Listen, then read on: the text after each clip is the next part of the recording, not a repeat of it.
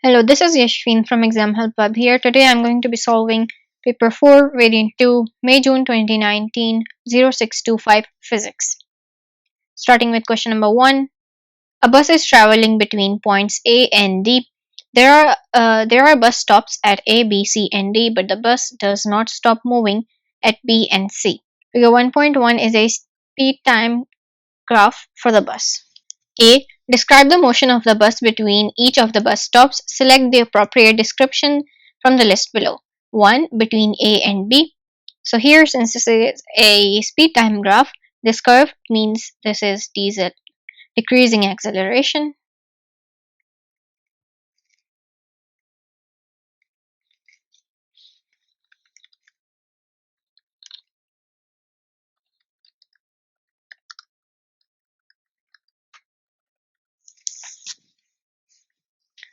2. Between B and C. This is moving forward at constant speed.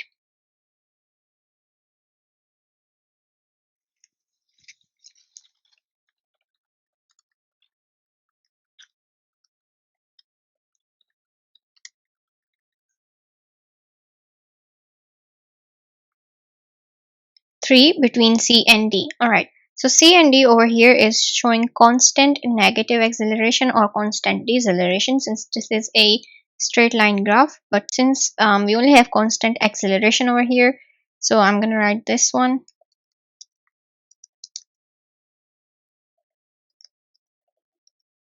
B. The average speed of the bus between A and D is 23 kilometers per hour. Calculate the distance between A and D. Okay, so the formula of distance is average speed given here is 23, and the time duration is 2 minutes. So to convert it into hour, since the speed over here is 23 kilometers per hour, we need to have the time as well in hours. I'll divide it by 60, and the answer is 0.77 kilometers. C. The bus stops at D for 1 minute and then travels at a constant acceleration for 30 seconds. On figure 1.1, draw a sketch possible for this additional motion. Label X when the bus starts to accelerate and label Y for 30 seconds later. So we're gonna have a straight line for 1 minute for when the bus is not traveling, and then it's constantly accelerating, which is going to be a straight line from 3 to 30. This one over here.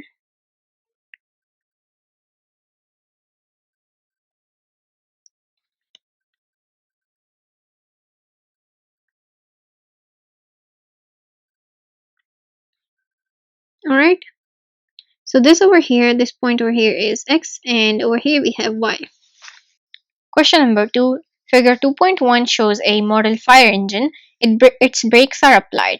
0.80 kilograms of water is emitted at the jet every 6 seconds at a velocity of 0.72 meters per second relative to the model. A. Calculate the change in momentum of the water that is ejected in 6 seconds. So we have the formula of momentum as mass into velocity, and that is equal to 0.8 into 0.72, which gives us the answer as 0.58 kg meters per second. B. Calculate the magnitude of the force acting on the model because of the water. So force is equal to change in momentum, which is the answer that we calculated in part A, divided by the time taken, that is 6 seconds, and this gives us the answer as 0.96 newtons. I want to remind you guys that all of these answers are going to be rounded to two significant figures. C. The brakes of the models are released. Part C. The brakes of the model are released. State and explain the direction of the acceleration of the model. So, since before explosion momentum of both jet of water and water tank was 0, it has to remain 0 after explosion too. So after explosion, jet of water will move to the left, hence water tank will move to the right. And when water tank moves to the right, this means that acceleration is gonna happen towards right.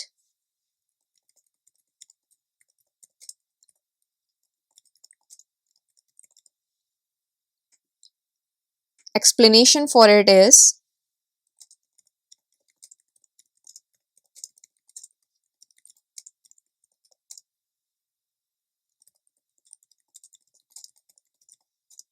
moving on to part D. In part C, the model contains a water tank which is initially full. State and explain any change in the magnitude of the initial acceleration if the brakes are first released when the tank is nearly empty. Okay, so acceleration would definitely increase. Now, explanation to it is because mass decreases and acceleration and mass they share an inverse relationship with each other according to formula. Resultant force is equals to mass multiplied by acceleration. Question number 3. Figure 3.1 shows solar cells used to generate electrical energy. A. State the main form of energy transferred from sun to the solar cells for the generation of electrical energy, and that is light energy.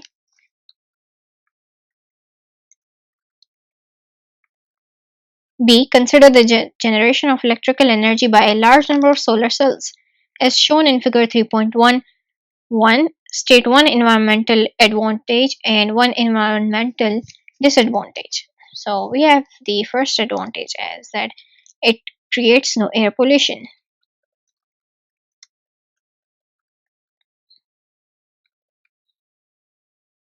and disadvantage can be that it occupies too much of space.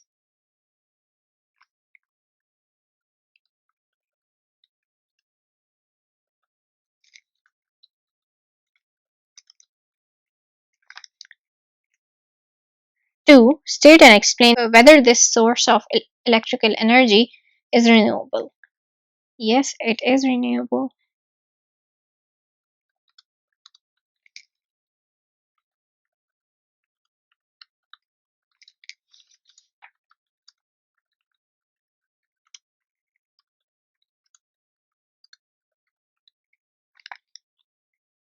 C. Each group of solar cells is arranged in a rectangle 1.28 meters to 2.8 meters. The solar cells are situated in a region where 260 watts of solar energy is received per square meter of the cells. Alright, I'm gonna note it down over here. So each square meter receives 260 watts of solar energy. The electrical output of each group of solar cells is a current of 2.5 amperes with a potential difference of 86 volts. Calculate the efficiency of these solar cells. So we can use either energy or power to calculate efficiency, and over here since we have already been given a value of power, I'll keep using power instead of energy. So this is the output of 2.5 amperes of current with a potential difference of 86 volts, and I'll use the formula power is equal to current into volts to calculate the output power, and that should be equal to 2.5 into 86, which is 215 volts. Sorry, watts. 215 watts. Now this is the power output, and we need to calculate the power input, that is the power received by the solar panels. Alright, so as you can see over here, 260 watts is received by each square. That should mean we need to first calculate the area of the total rectangle, and that is equal to 1.28 into 2.8. Since this is a rectangle, so area is going to be length into width, and that gives us the answer as 3.36 meters square. So 3.36 meters square should receive how much of power? We'll multiply 260 with the given value, and that is equal to 873.6 watts. This is the amount of power received by solar panels, and the output is 215. So we have the formula as power output divided by power input multiplied by 100 gives us the efficiency. So we have the formula as the calculation is 215 divided by 873.6 into 100, and we get the answer as 25%. Question number 4, part A. State and explain in terms of molecules any change in pressure of a gas when the volume is reduced at a constant temperature.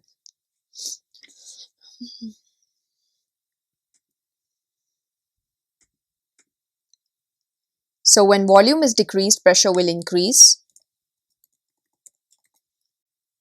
Now explanation to it is, now there is less space between the gaseous molecules and the wall of the containers, so they travel less distance and collide more often with the walls. So the more they collide with the walls, the higher the pressure will be exerted on the walls. B. Complete the table 4.1 to give the relative order of magnitude of the expansion of gases. Gases, liquids, and solids for the same increase of temperature. Write one of these words in each blank space. Gases are the ones that gases are expand the most, and solids expand the least.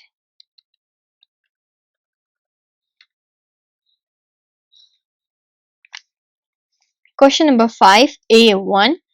A liquid is heated so that bubbles of its vapors rise to the surface and molecules escape to the atmosphere. State the name of this process. Alright, so as we can see over here, bubbles of vapors rise to the surface, which means they are not only being created at the surface but throughout the liquid, and that is boiling, since it is also being heated. At a lower temperature than in A1, molecules escape from the surface to the atmosphere. This is evaporation, where we don't need to have a high temperature. B1. Figure 5.1 shows apparatus used to determine the power output of a heater. Alright, the metal block has a mass of 2.7 kg. The metal block has a specific heat capacity of 900 joules per kg degree Celsius. In 2 minutes 30 seconds, the temperature of the block rises from 21 degrees Celsius to 39 degrees Celsius. Calculate the power of the heater. So we have the formula of specific heat capacity as energy divided by mass into change in temperature. And here we need to calculate the power. So energy, we have the formula of energy as power into time. In other words, the formula over here is going to be specific heat capacity is equal to energy into time divided by mass into change in temperature. We only need power over here. Sorry, this is power. We only need power over here, and that is going to be specific heat capacity into mass into change in temperature divided by time, and this should give us power. So we have the specific heat capacity as 900 into mass is 2.7 into change in temperature is 39 minus 21, which is 18 degrees Celsius. Alright, and then we divide it by the time taken. I'll convert 2 minutes to seconds over here and then add 30 to it. That is 2 multiplied by 60 plus 30, and that gives us 150 seconds, which is equal to 44,000 divided by 150 seconds, and this is equal to 292 watts of power.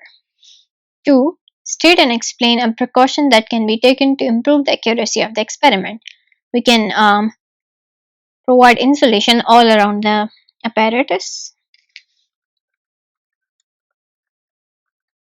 and this reduces heat loss to the surroundings.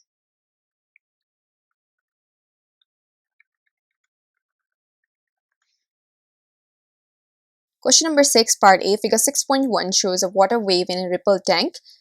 Part 1. State the name of the process that occurs as the wave moves from region A to region B. So this is refraction.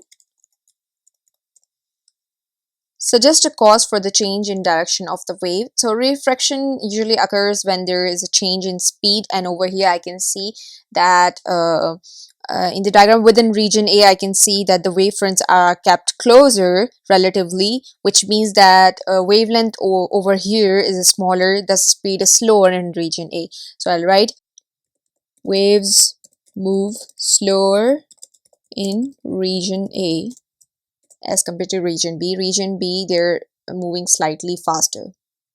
B. Figure 6.2 shows a transverse wave.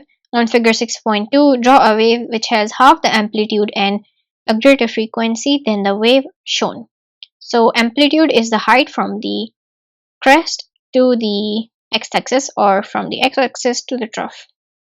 And we can now decrease the amplitude by drawing a wave which has a lower crest and trough. And frequency means the number of complete cycles in 1 second. So we'll have a cycle which takes shorter time than this one.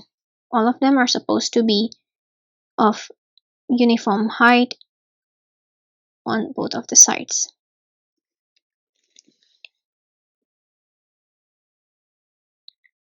C. A train travels through steel rails. A person waiting at a station hears the sound of the train through the rails before he hears the sound through the air. 1. Explain why this happens. Alright, that's because speed of sound is faster in a solid.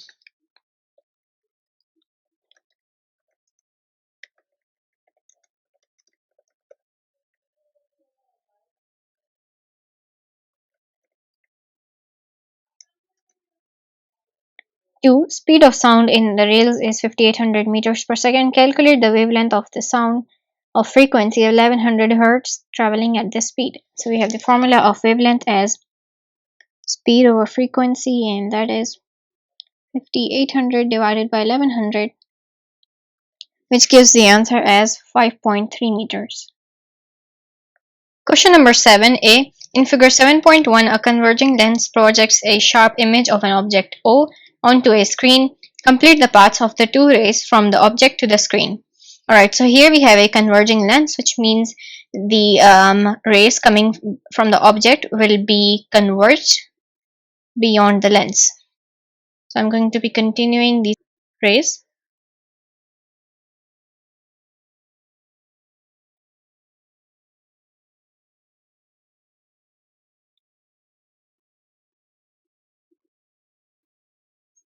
Right, beyond the lens, these rays are going to be converged so that they can meet at a point and form an image, and that point is going to be the screen over here.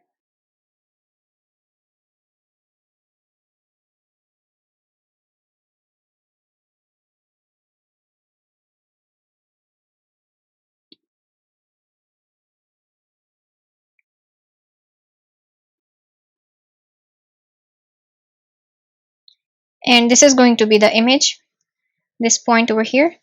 The converging lens in A is replaced with a thinner converging lens. The object O and the screen remain in the same positions as in A. The thinner converging lens has a larger focal length than the converging lens in A. Complete the paths of the two rays from the object to the screen in figure 7.2.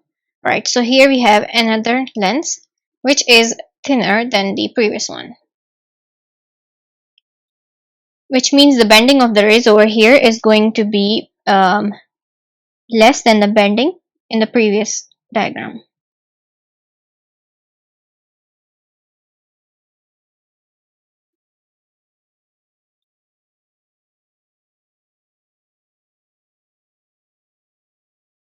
And because of the shorter angle of bending, the rays are going to be emerging at a point beyond the screen.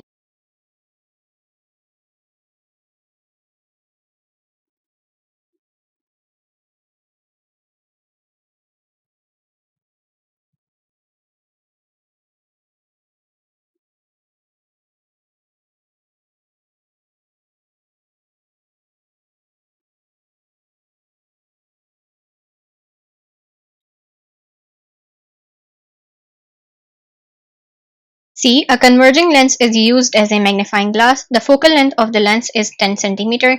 1. Describe the position of the object in relation to the lens. Alright, so the main point over here is magnifying glass. This tells us that the position of the object itself has to be such that the size of the image is going to be larger than the size of the object, or in other words, the image is supposed to be enlarged, magnified. And to have that, you need to have to have the act lens as a magnifying glass. The object should be placed between f, that is the principal focus, and the optical center. So object,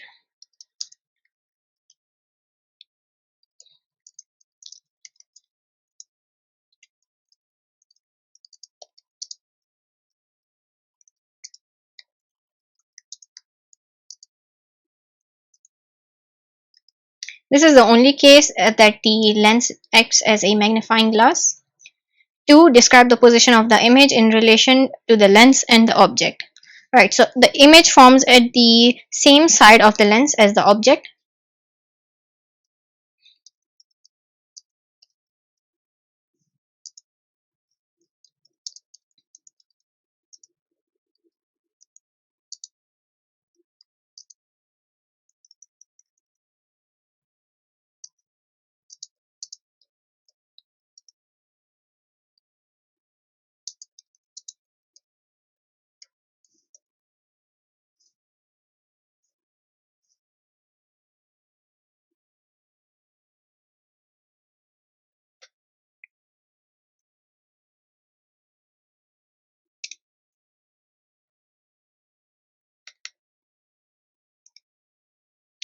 3. Give 3 properties of the image formed by the magnifying glass.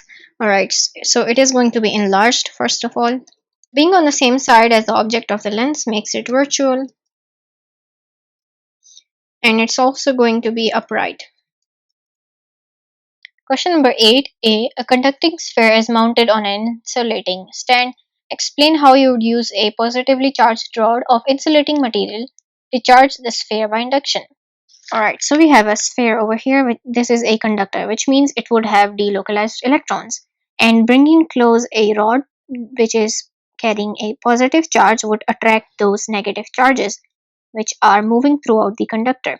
Now, keep in mind that this is not we're not going to be touching these two objects together. Just bringing the rod close to the sphere, and now connecting the sphere to the ground would make the electrons from the ground transfer to the sphere through this wire, because all of these electrons would be attracted towards the positive charge over here. Now, since there are extra electrons over here, the sphere would have a negative charge in itself, and then we're going to be taking away this wire, and then we'll have to take away a rod. If you take the rod away first, that would make the electrons, the extra electrons which have come from the ground, go back to the ground, and that is why we take the wire first. So we have the answer as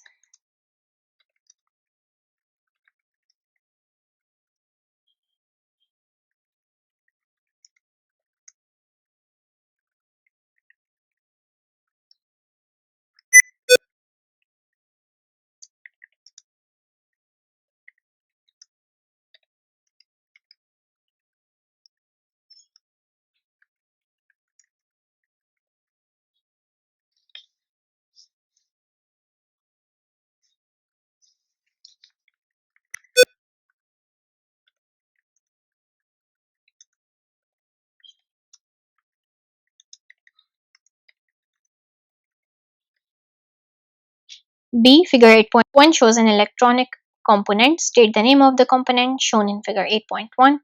This is an LED, that is a light emitting diode. C. In the space below, write down the truth table for a NAND gate. So we'd have the outputs as the opposite of an AND gate. So we have input over here and output over here. We're supposed to be drawing this with a ruler. Right, so we have the inputs as 0, 0, 0, 1, 1, 0, and 1, 1. This is the only case where in an AND gate you'd have the results as 1. And since this is an AND gate, the outputs would be exact opposites of an AND gate. So here we have the answer as 0 and the rest would be 1, 1 and 1. D. Figure 8.2 shows the connections to two logic gates. Table 8.1 shows part of the truth table for the arrangement of logic gates in figure 8.2. Complete table 8.1 for the input values shown. So D is the result of inputs A and B, and this is an OR gate. So we'll have the results accordingly. 0, 0 in an OR gate gives the output as 0, 0, 1 has the answer as 1, and similarly, the rest also have the answer as 1. As long as you have at least one input, the output is going to be 1. E is the output of D and C inputs, and this is an AND gate. So we only have the answer as output as 1 when you have both the inputs as 1. 1, 0 is 0, 1, 1 is 1, again 1, 0 is 0, and 1, 1 is 1. Question number 9a. Describe how to demagnetize a bar magnet using alternating current in a coil. So we have the answer as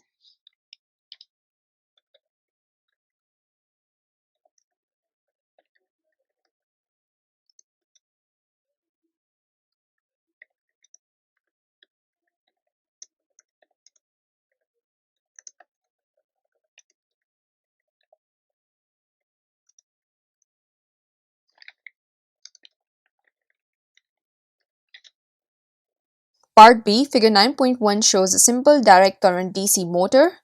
Part 1, explain the purpose of the split ring commutator. Okay, so that's a theory which you must understand and learn, that if the split rings were not present, the coil would directly connect to copper brushes, which are fixed on their places. So to keep the coil rotating and change the direction of the current after every 180-degree rotation, split rings are placed.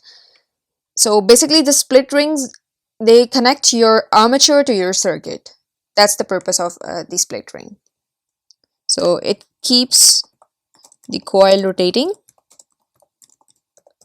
Next point is to change the direction of current after every 180 degrees rotation. 2. The voltage of the power supply is increased. State the effect this has on the motor. Now it spins faster.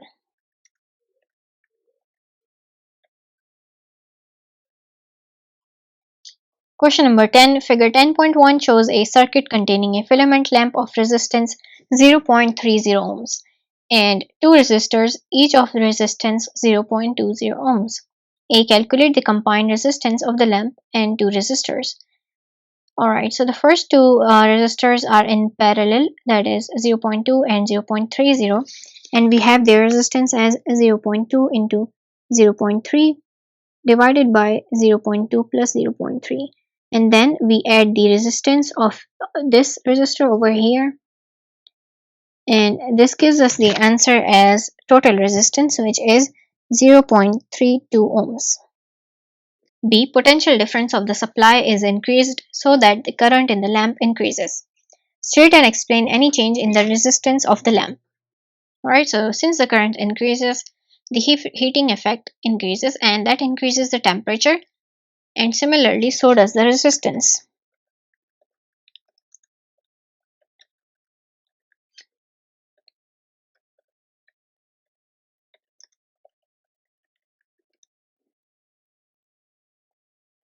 Question number 11a. A radon 222 nucleus contains 86 protons and 136 neutrons. Okay, so I'm gonna draw the symbol over here of radon.